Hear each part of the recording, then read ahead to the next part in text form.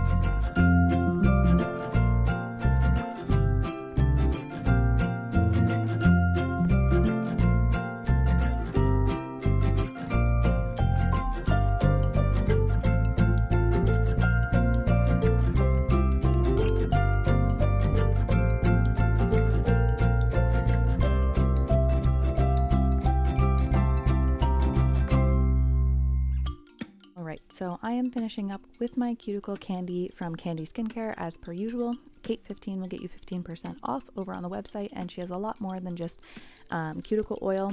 I love all of the cuticle oil that I have from her. I have multiple scents. Sweet Spells is my favorite, but I just got a new one, Cinna Apple, I believe it's what it's called.